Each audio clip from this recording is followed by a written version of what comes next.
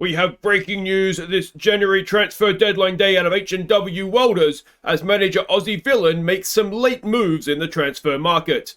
Now for more, we cross live to local reporter Eamon Murphy. And Eamon, it's one in and one out for the Welders. Thanks, yes. Now out has gone goalkeeper Jitter. He's gone to Dundalk for £250,000, whilst in on loan has come promising Liverpool winger. It is Dylan Lake, who has joined on loan until the end of the season.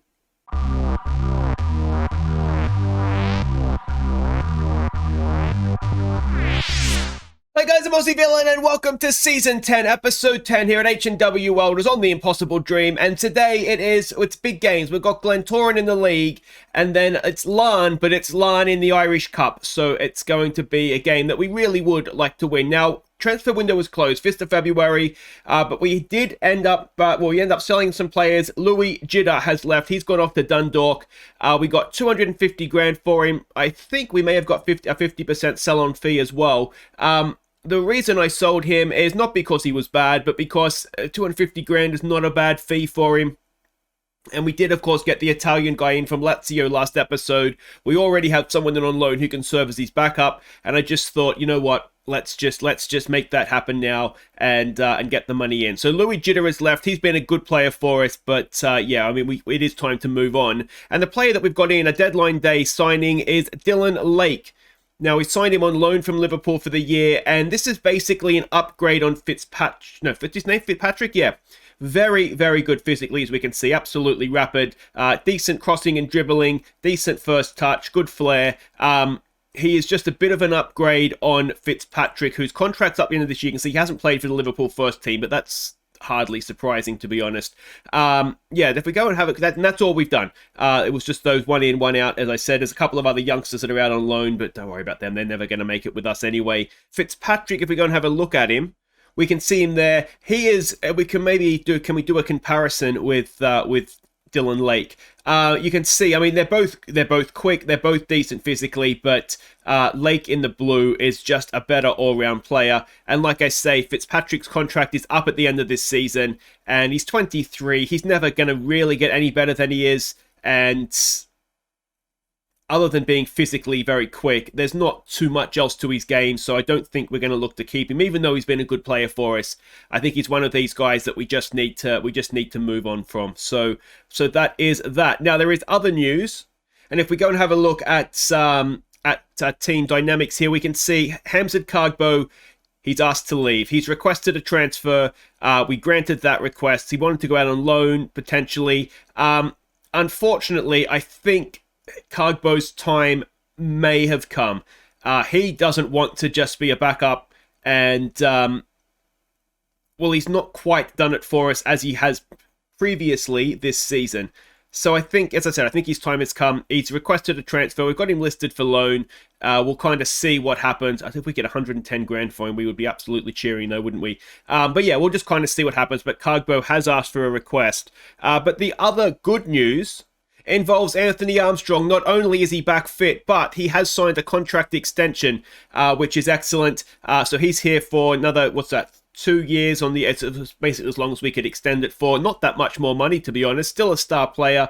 And he had a low release fee, which we've got rid of. I kind of forgot to add the release fee that we were doing to stop the board accepting bids, but I'd like to think at this point we're kind of becoming the better team in Northern Ireland anyway, so I don't think players will want to necessarily leave us to go, well, particularly to Larne, but maybe even Linfield as well. So I didn't put a release fee in, which might be a mistake, but we'll wait and see what happens on that front. Alright, so there was a lot to catch you up on, a lot of games to catch you up on, so let's start with that. I don't want to waste too much time here. It's Ballina-Millard in the league. Let's see how we did. MCDAID pounced on a poor defensive header to put us in front, and was again in the right spot to make it 2-0. Before he finished a good team move to complete a first half hat-trick.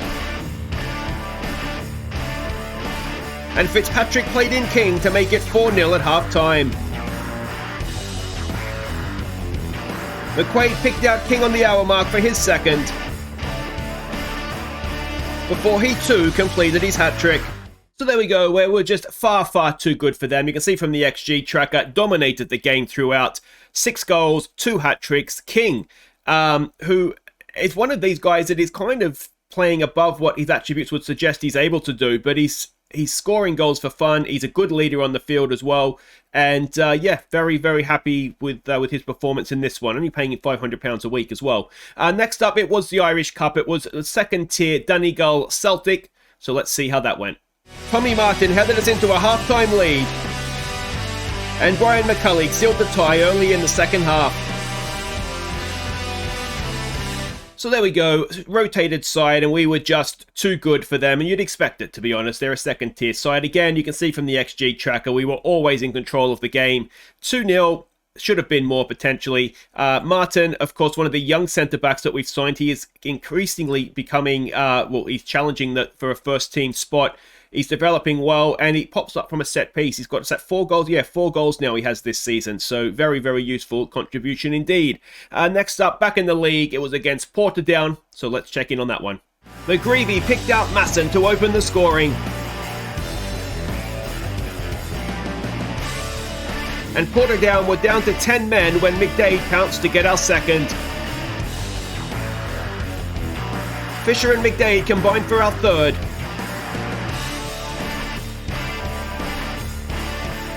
And McDaid completed the scoring. There we go, we controlled the game. Again, I mean, they were down to 10 men early on, and, well, they never really threatened. So it was very, very good performance. Now, Kyle Fisher, who you may remember we signed as a left-footed inverted winger on the right. We've been working on making him a left-sided winger, and, I mean, look at that. He's an absolute star now. He's one of the best players in the league. And he's scoring goals for fun. Look at this, 17 he has for the season as a winger. Absolutely superb, that is. Next up, it was Glentoran in the league. So let's go and see how that went. Hill cross for Fisher at the back post to put us in front. And Fisher turned provider late on for King to seal the points. So there we go, below our best for this one, but, well, I kind of went early on Fisher there, didn't I? We could see the best of sort of both sides of his game. Header at the back post for the first one, crossing it in for the second. Like I say, below our best, Davidson didn't play particularly well. You can see midfield wasn't brilliant. But again, it's promising, isn't it? We're not playing completely at our best, but we're still able to brush teams aside, which is, well, that's all we can really ask for, isn't it? Next up in the league, it's Crusaders. We took an early lead through Fisher, before he made it 2 goals in as many minutes. McDaid added a third before half-time with a composed finish. But Crusaders managed a late consolation. So another game we dominated. Actually, we scored below our XG, which doesn't usually happen. Again, you can see from the XG tracker, absolutely smashed them. A shame to concede. Look at that 92nd minute to concede a goal, which I think is Zianetti. I think it's the first goal he conceded since coming into the team. He has just conceded one. So yeah, it's a shame that we lost the clean sheet there, but absolutely dominated them, which is good. Next up, it was Cliftonville. McQuaid played in Fisher to give us an early lead. Napoleon found King unmarked in the area to put us 2-0 up. Before McQuaid and McDaid combined to make it 3-0 at half-time. And late goals from Corker. And McDaid's second completed the rout. So this was a little bit of a strange game. On this occasion, I think the score just about flattered us. Well, you can see, look at that XG. They barely threatened us throughout the game. I suspect they may have had get stuck in on. They did lose a player booked twice in a minute in stoppage time there, which was probably coming for most of the game, to be honest. But yeah, very, very good performance from us. Even if the score does flatter us a little bit, we certainly 8 shots on goal, 5 in the back of the net. We certainly took our chances. Final game to catch you up on. It's all of January, essentially. It was against Dungannon. Now, of course, they beat us. One of only 2 teams to beat us in the league this season. Let's see if we could get a little bit of revenge for that defeat. McDaid put us in front early. And Diora made it 2-0. Before Armstrong slipped in McDaid in the second half to seal the points. So there we go, away from home to Dungannon, a very, very good 3-0 defeat. We've always struggled to go there. This was Armstrong's return from injury, very, very promising from him. And McDaid with 2 more goals. Now, we do need to chalk up McDaid for just a second here. He's only 21. I still forget how young he is. He is having a wonderful goal-scoring season, 34 goals in 25 games. Now, if that seems like a lot of goals, it is. And we can see here he is currently tied on 34 goals for the season with Matt Ferguson, who of course was brilliant for us while we were trying to get promoted in the second tier. He is of course since retired now, I believe. But anyway, so 1 more goal today, and that will be a brand new club record. So let's hope he can go on and do that for us here. Now, this of course brings us to our game against Glentoran. So let's see what we're doing. And this is it. We're expecting a 4-4-2 from them. You can see here they're not great in defense, but generally okay in attack. Now, they've changed a little bit. They used to always be a gegenpress side. Now our scouts are saying that they're more of a vertical tiki-taka side. So that, yeah, we may be going with the wrong formation here, but we'll stick with what has been working. So it's Zayanetti in goal. A first look at him on the channel. It's going to be McCullough, Gribben, Simpson, and Hill as the back 4. McGreevy and Al-Amin in midfield, Masson, Napoleon and Fisher, with McDaid up top going for that goal-scoring record. And I, of course, realise now I didn't show you the league table, did I? What an idiot. Can we get out of this? Well, we should be able to do it in-game, shouldn't we? Should be able to get out, I think. Alright, so we'll do that in there. Anyway, these are the team sheets. We can see everybody there. And what do we say to this? We say, can we click on this and get... Here we go. So this is how the league table looks. You can see we've got a 6-point gap to Lingfield. And Lingfield even. Now, the reason for that is they've been dropping points. You can see a 1-1 away to Carrick Rangers and a 0-0 at home to Larne. So, even games, they don't have a game in hand anymore. 6 points up, a way superior goal difference. As things stand, we can lose to Lingfield in our last 2 games against them this year. Once in the split and once before the split. And we will still find ourselves... as champions based on the goal difference, which is an amazing place to be in. But of course, we still can't afford any slip-ups. And the Irish Cup, as I said, this episode, we're away to Larne in the second leg of that one. So that is what it is. So it's looking good in the league. We just need to make sure that we keep this form up.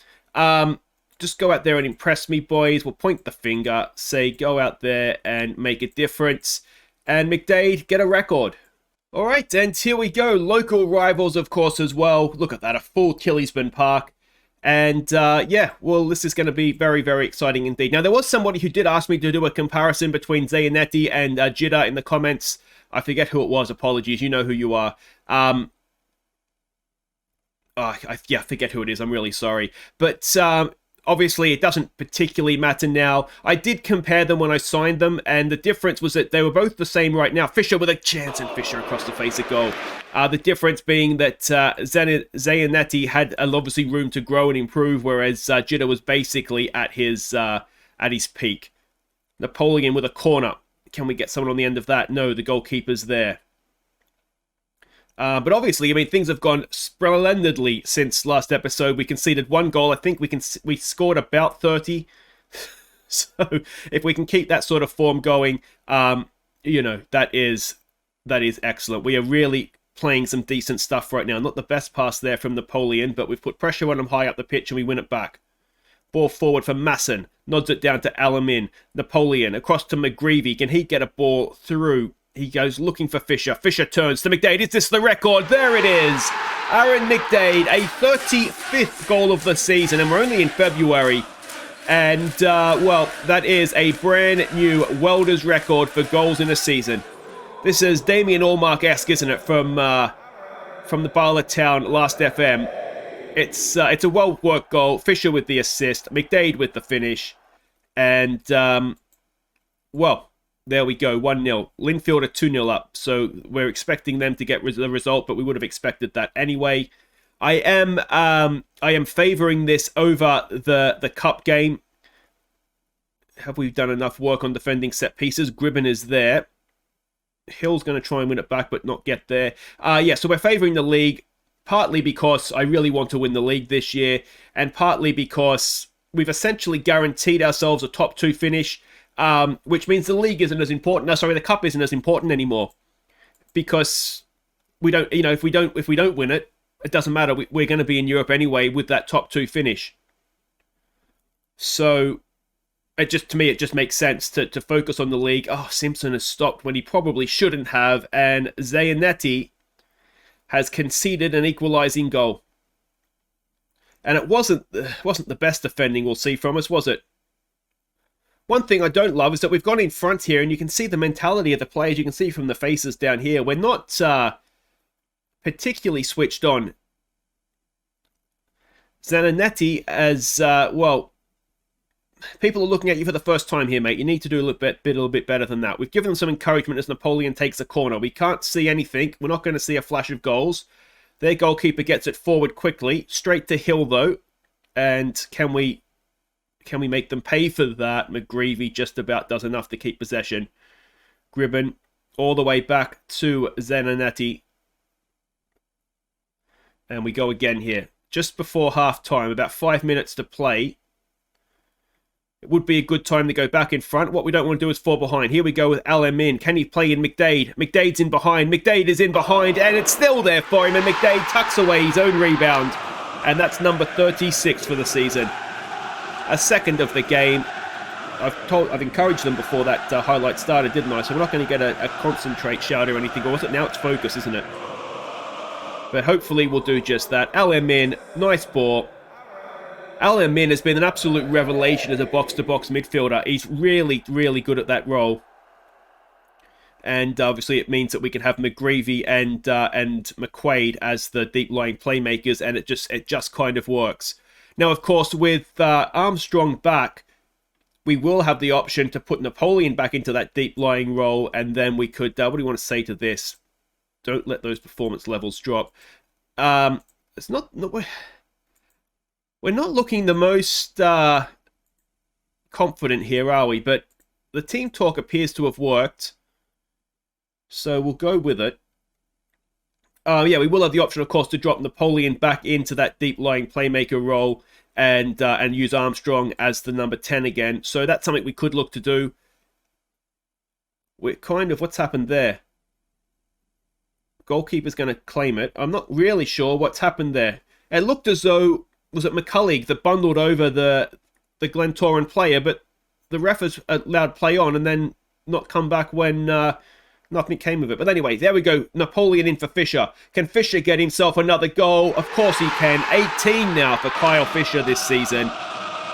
And we're just scoring goals for fun. We could end up, and you would assume the way that this season is going, he's going to get there. 3 players with 20 goals this season. Between Davidson, Fisher and McDaid. And McDaid's going to get to 40, surely. He might even get to 50. Now, they're not all just league goals, I don't think. The record for goals in the league by a single player is 41. So McDaid would need to get to 42. And we'll check at the end of the game. But I don't think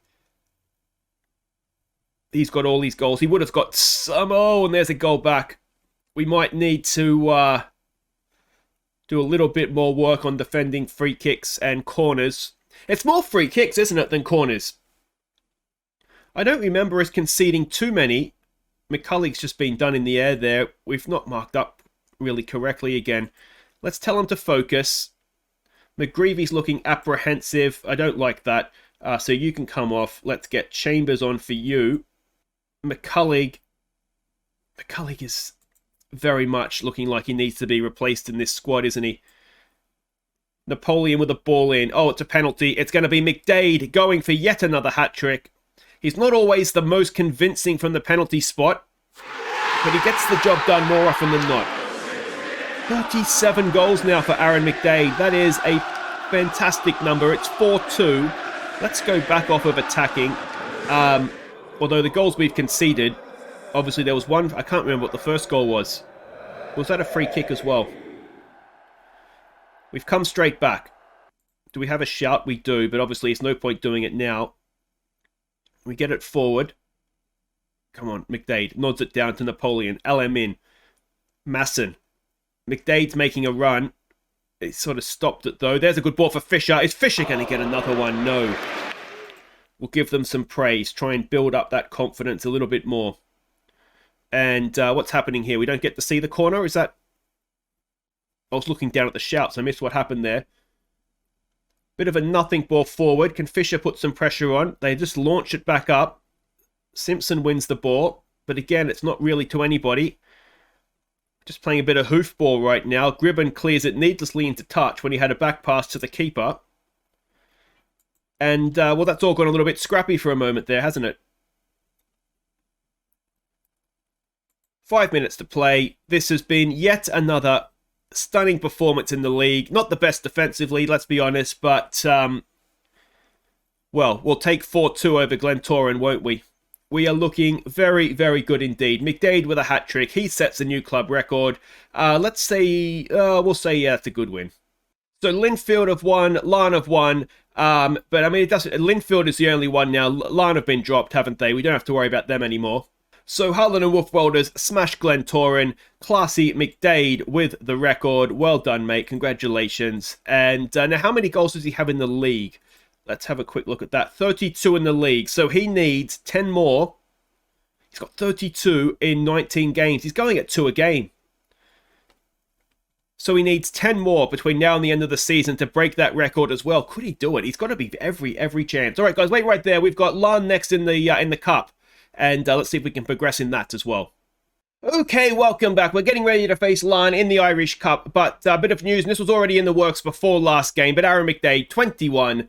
3 more years of him. That's what? 150 goals almost.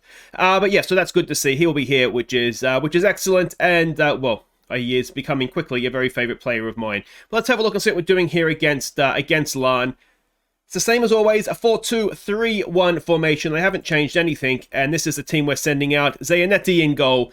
Robin, Coyle, Martin, and Pearson as the back four. Pearson is developing quite nicely, actually. We've already seen Martin and Coyle. I like Coyle. He's a decent player for us. And Robin, of course, is the backup left back. Left back somewhere we do need to improve this season. McQuaid is, well, he's doing okay. He's club captain, of course. He and Chambers will be in midfield. I'll show you how these guys are developing since we don't see them all the time. King, we've already seen. He's going to be down the right. Armstrong is in the middle. It's going to be a debut for Lake. Maybe a little bit risky, but he needs to make his debut somewhere, and in a gaming in the cup where we can afford a slip up, it's maybe the best place for him. And Davidson, he was, I did have a bit of a knock. He's back fit. He goes up top to give McDaid a rest, and, well, let's get out there. All right, and here we go. No Seth Keach for them, which is maybe a bit of a surprise. He is still their club captain, I believe, but for whatever reason, that's changed. All right, show me what you can do to keep the run going. We can get on board with that. Let's try pumping our fists this time and really, come on, boys, you can make a difference. And let's see what we can do away from home. It's obviously a little bit tougher than it would be if we were playing at our place. But we've got a decent record against Larne, although that has sort of faded away a little bit of recent times. But I'd like to think, well, like I say, it doesn't really, I mean, it does matter if we win, obviously. We'd love to win the Irish Cup again, but it doesn't really matter in that, in Europe, in a European sense, I suppose. It's not the be-all and end-all. We need to be in Europe for the finances. We're going to be in Europe. So in that sense, there's nothing to worry about, and we can just kind of go out there and try and win the game without that extra pressure. Here we go with Martin. He gets it forward. It's a decent ball for King. Chambers. Pearson. Now, Armstrong, he is back, but he's obviously massively short on match sharpness, having had a broken ankle, wasn't it? He's been out for a long, long time. So, we may not get the best of him, but he's game back from injury. First game back, he was brilliant. There's a good ball for King. King, oh, that's not really what we needed, mate. I wonder if we can just give it a focus in a second here. I mean, it's not been a great game, has it? Let's be honest. This Up Richard, which is a fantastic name, unless your name's Richard, but he is a very, very good young player. Now, he came through their academy. I think he's 16. We are going to very much try and poach him away from Larne at some point, just because I'd love to take someone away from Larne. Oh, good save, was it? Zayanetti has, well, he saved the goal there, hasn't he? Which is typically what a goalkeeper does, but you know what I mean. But yeah, we'd very much like to get him if I can. Here we go with Lake. First we've seen of him. We know that he's quick. It's the whole reason that we've signed him. Can he pick out King in the middle? Lake. Oh, he's gone down. Is it a penalty, ref? It's not a penalty. It is a cracking tackle. unlucky. We've just shaded the half, but not too much to write home about, really, was there? So, do we say we're not happy with that, or do we say get back out there? Unlucky. It's what I should have checked is if we consider ourselves to be favourites. I think we would do, so let's say we're not happy. And pump our fists. Now, Pearson, who is a very strange individual. He's a good player, but he's never in a good mood. He's always demotivated or anxious or nervous or something. We'll get back out there. Let's encourage them. And I'll show you up Richard just so we can have a look. I mean, look at that for a 16-year-old. Passing vision. Very, very good indeed. So we will be trying to poach him away at some point. But we do have a throw in here in an attacking area. Back to McQuaid. Gets the cross in towards Davidson, but it's headed away. And here come Larne. Chambers on a booking, lunges in from behind. He got there, so I guess that's okay. Martin chips it forward. Davidson, not the best in the air, but he's done well there. Can King slide a ball in? Here we go with Anthony Armstrong. He goes for Chambers. Oh, it's a dink, and it's off the crossbar. Chambers hasn't got many, if any, goals at all. And he's someone, I mean, he was a striker at his former club. We've turned him into a midfielder. But you would maybe expect him to get a few more goals. And that was, to be honest, unlucky. It was a good little dinked finish. Flick on there. Davidson. Davidson! Oh, it's off the crossbar again. Somebody take the magnet out of the ball, please. We've hit almost the exact same place on the crossbar twice. And we are much, much better this second half, but we still haven't got that goal. And, well, of course, the nature of a cup game is you need a goal. Can Lake win it back? No, Armstrong is out there putting good pressure on. Cross comes in. Oh, it's not the sucker punch. Let's try a demand more, see if we can get something out of them in doing that. Doesn't look like we can. What have we got? A few minutes to play here. Who's not playing well? McQuaid's not having a great game. We do have Gournay on the bench. Now, he's not the most consistent player. But what he does have is excellent passing, excellent vision. I wonder if he is the man that could maybe split that defense for us. I wonder if we need to lower the tempo. Let's just keep going. We are playing okay. Chambers on a booking makes me slightly nervous. We've got another highlight here. 89th minute. Robin with a throw. Is he going to go to Lake? He looks for Armstrong. It's headed away. And straight through the middle of our defence. Off both posts and in the back of the friggin' net.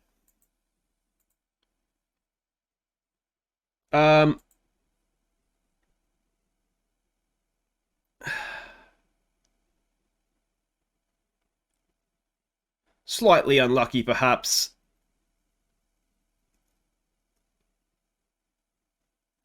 But, yeah.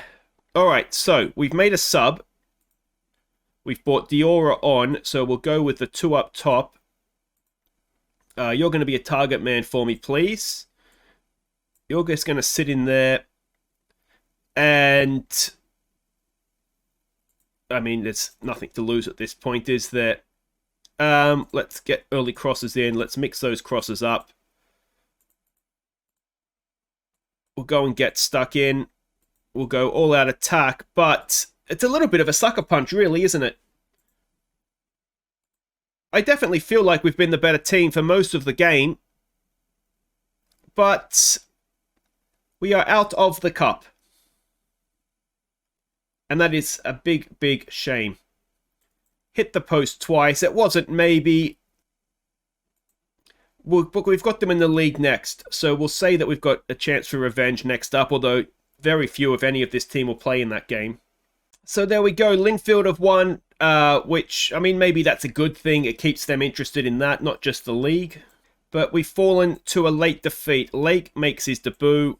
And, yeah, I mean, the match ratings weren't great, were they? Tommy Martin being looked at by the Island boss. That's, I mean, he wasn't great, so he wouldn't have liked what he saw. But, yeah, that is very, very, very disappointing. But there you go. Anyway, guys, that will do it for today. The league campaign is still very much, and as I said, that is the priority. I thought the team we put out against Larne was going to be good enough, but I was clearly mistaken.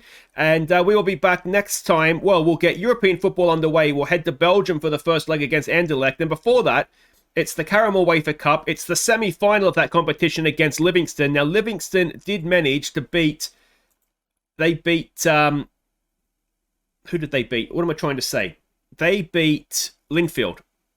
You can see there, 1-0. So that's going to be an interesting game. They're a championship side, so you'd like to think, having beaten Inverness in the previous round, that they are third in that division, we'd be able to get the better of them. But of course, we will be favouring both the league game before that against Larne and the European game afterwards. So to be honest, we'll probably see a very similar team that we just saw against Larne there, and we'll hopefully get a bit of a better result. Until then, guys, I've been Aussie Villain. Thank you so much for watching. Don't forget to like and subscribe. Take care.